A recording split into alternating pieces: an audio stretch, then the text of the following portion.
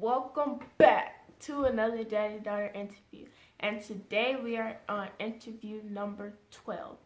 And I need you guys to really put those questions down there, because I'm thinking really hard of questions and it's just not going that well.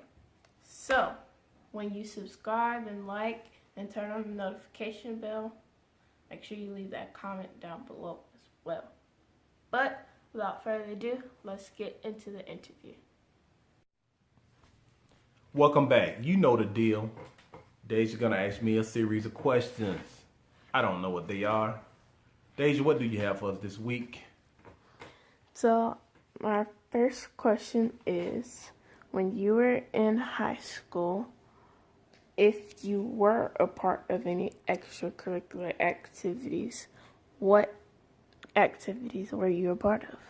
Well, I was part of the most elite JROTC organization that Bullitt County High School had.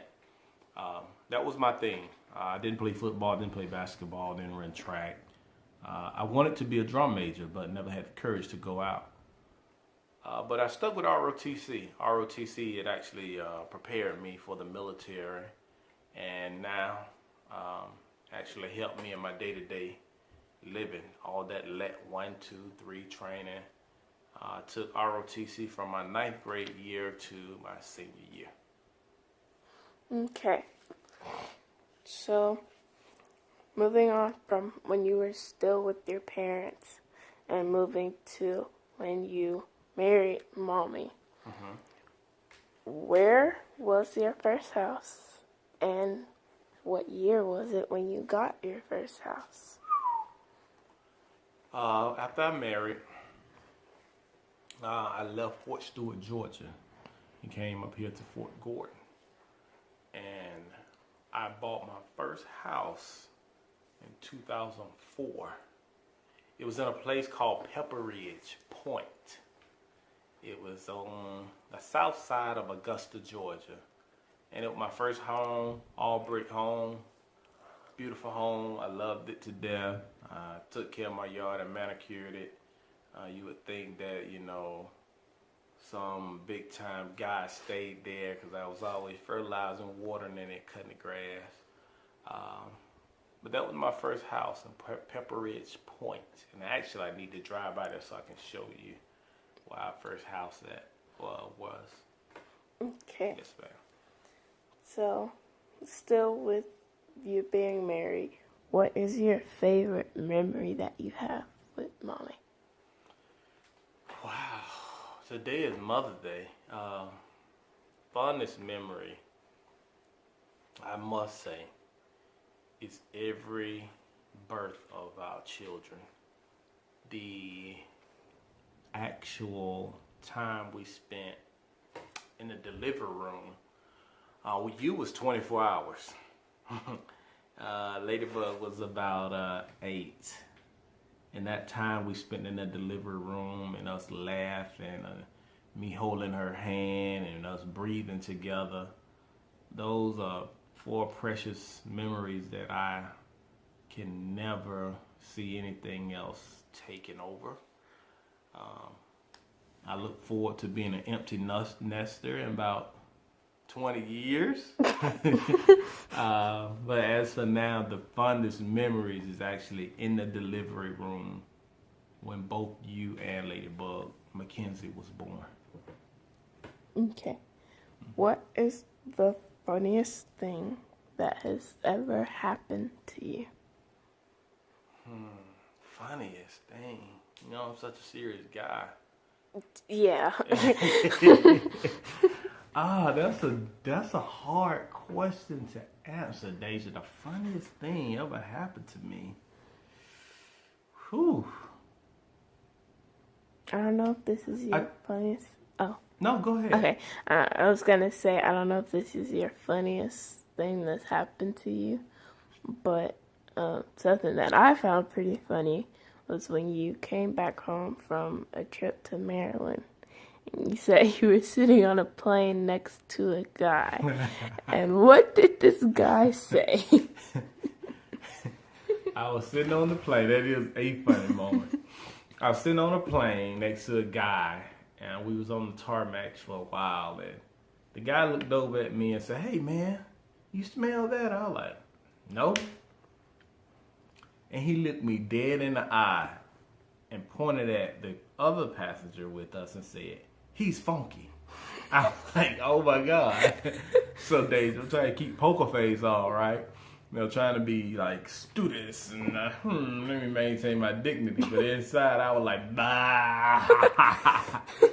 So he just called the dude funky right there in his face. I was like, oh my God. But that is a funny moment. But most of my funny moments, Dai'jah, believe it or not, happens in church. Because the funniest thing happens in church. One thing in particular that was funny to me, we was having church, and one of our fellow church member was in the spirit, and they just lift up the pew.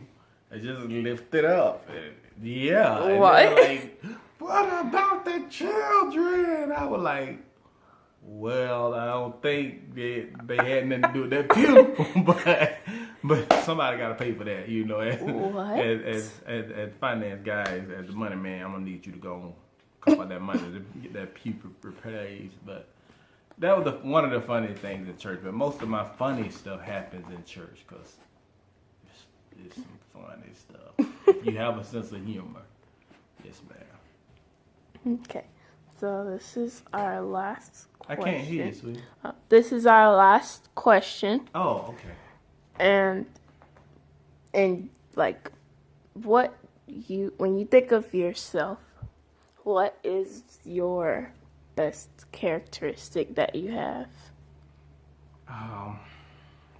When I think of myself, Dai'jah, I think of myself as an influencer. Having the ability to influence others to do things that they typically wouldn't do, in the sense of getting them out of their comfort zone, in the sense of pushing them to the limits that they didn't know they even had. I enjoy being an influencer because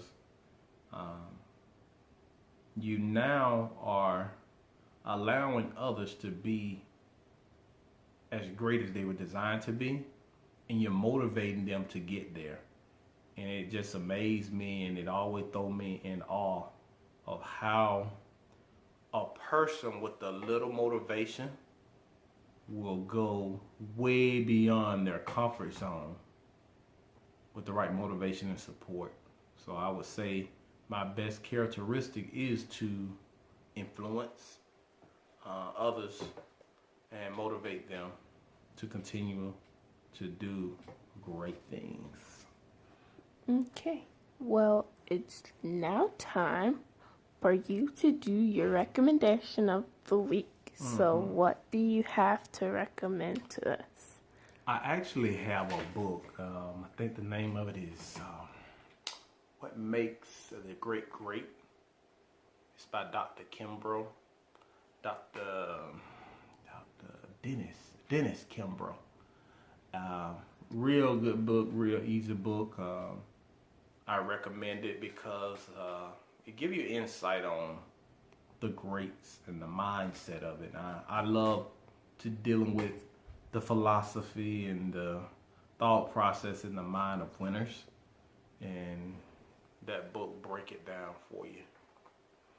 Okay. So you recommend that they go buy the book and read it?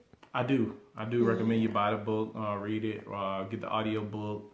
Go to Amazon. If you don't want to buy the new book, just buy it used. Just get the book. Just get the book. Okay. Yes, well, I think that's all for our interview. I know you want to say something to me and Ladybug as always. So. Yes, ma'am. To my beautiful daughters, I want to tell you to let your light so shine before men, so they may see your good work. Meaning, always allow your light to illuminate a room. Never be afraid to let your light shine before men. Don't go in a room and let someone put a basket over your light. Don't let anyone ever take your shine. You will be faced with enough difficulties in the world than to let someone else take your shine. So the light that God have given you, allow it to illuminate. Once you allow it to illuminate, guess what? It's gonna light someone else's light and it's gonna illuminate. And that's how we set our community on fire. That's how we set our state on fire. That's how we set our country on fire. And that's how we set a nation on fire. So again, let your light so shine before men so they may see your good work. All right. Well, we are done with this interview. All right, good people. Until next time, later. Well, I hope you guys enjoyed today's interview. And as I said before, don't forget to subscribe, like, and turn on the notification bell. And comment down below with your questions because I really need them. And until next time, we out.